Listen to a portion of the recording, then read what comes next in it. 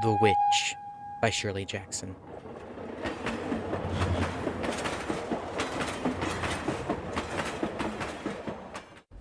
The coach was so nearly empty that the little boy had a seat all to himself, and his mother sat across the aisle on the seat next to the little boy's sister, a baby with a piece of toast in one hand and a rattle in the other.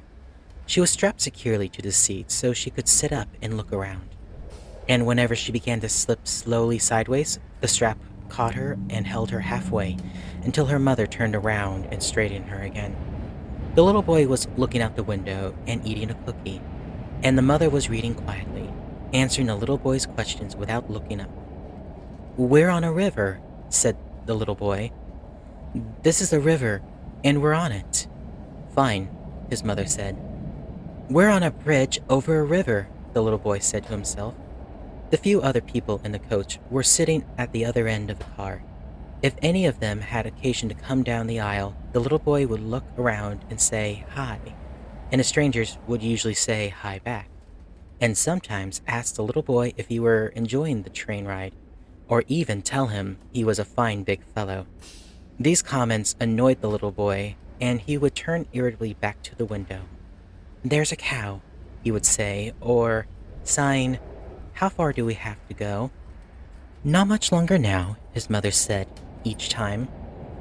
Once the baby, who was very quiet and busy with the rattle and toast, which her mother would renew constantly, fell over too far sideways and banged her head. She began to cry, and for a minute there was noise and movement around the mother's seat. The little boy slid down from his own seat and ran across the aisle to pet his sister's feet and beg her not to cry. And finally, the baby laughed and went back to her toast, and the little boy received a lollipop from his mother and went back to the window. "I saw a witch," he said to his mother after a minute.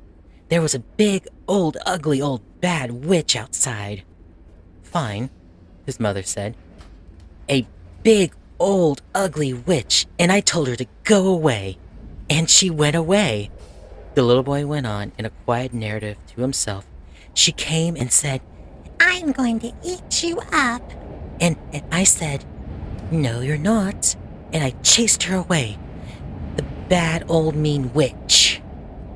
He stopped talking and looked up as the outside door of the coach opened, and a man came in.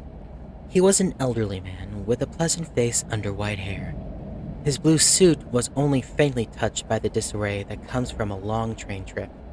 He was carrying a cigar, and when the little boy said hi, the man gestured at him with the cigar and said, "Hello yourself, son."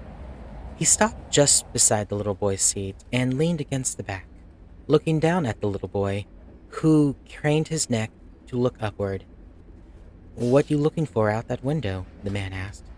"Witches," the little boy said promptly. "Bad old mean witches."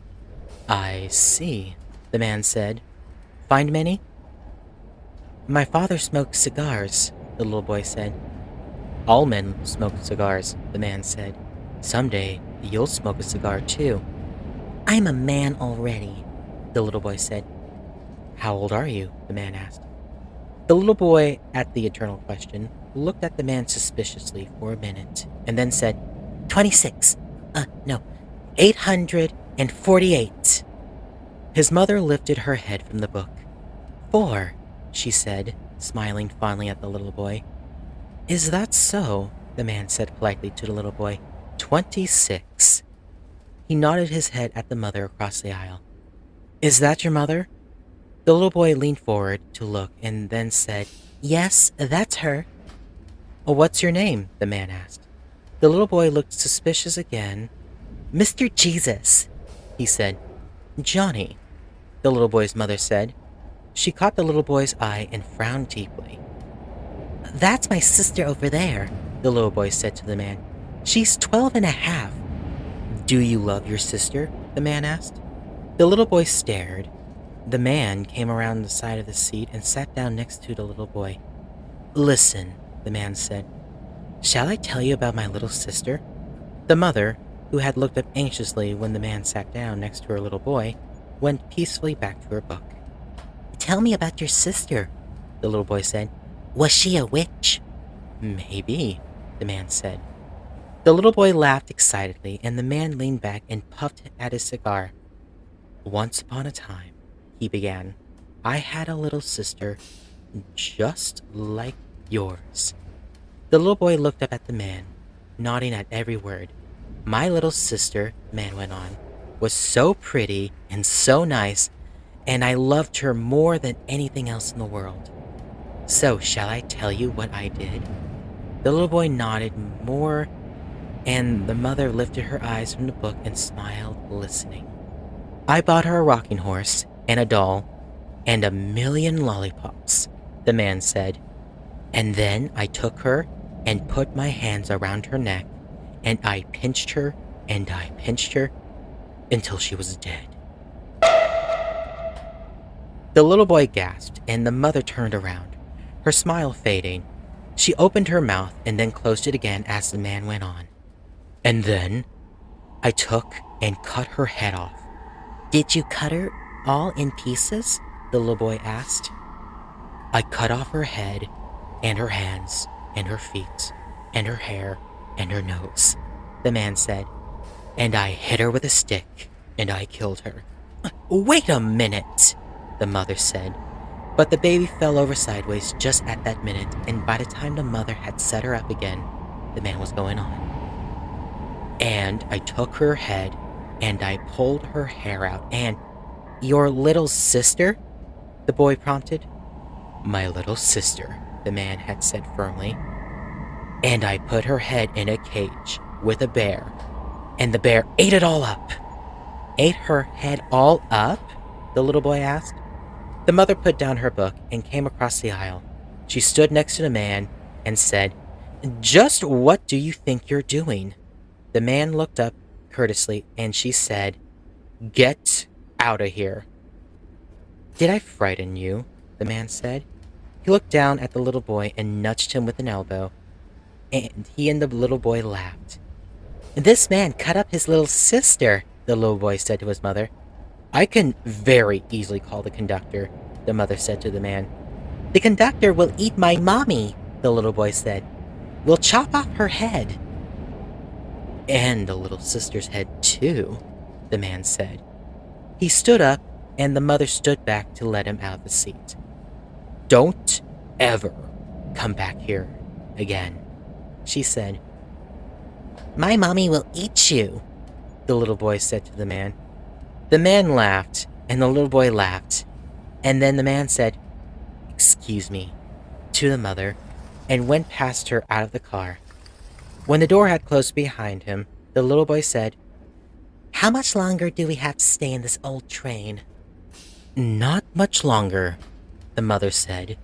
She stood up looking at the little boy, wanting to say something, and she finally said, You sit still and be a good boy. You may have another lollipop. The little boy climbed down eagerly and followed his mother back to her seat. She took a lollipop from a bag in her pocketbook and gave it to him. What do you say? She asked. Thank you, the little boy said. Did that man really cut his little sister up in pieces? He was just teasing, the mother said, and added urgently, Just teasing. Probably, the little boy said. With his lollipop, he went back to his own seat and settled himself to look out the window again. Probably he was a witch. So how did you like that story? Did you pick up what Miss Jackson did? She lulled us into a seemingly innocent conversation between an old man and an imaginative little boy. And then, out of left field, the man starts talking about how he brutally murdered his little sister, like a big smack in the face. This style can be found in her other works such as The Lottery and The Haunting of Hill House. If I could provide a GIF visual, I would say RuPaul's laugh-slapping Tyra would be a great example. Now, for those interested in reading The Haunting of Hill House, be warned that it's not really a scary story, but more of a character study between a haunted house and its victim. As for the title, The Witch, Remember that witches were once women who didn't follow the social norm. While, yes, a lot of witches were men, they were predominantly women. In this case, the witch was an old man because it certainly isn't normal talking about brutally murdering a baby to a 4-year old. At least, I hope it really isn't normal. I mean, if it's normal to you, then I don't know what to think about that. Um, but what are your thoughts of the story? Did you like it? Did you not like it? I mean, I want to hear your thoughts. If you like visiting, then please consider liking or subscribing. And just to remind you, I really have no schedule for these stories, but I will upload whenever I can. So until your next visit, good night.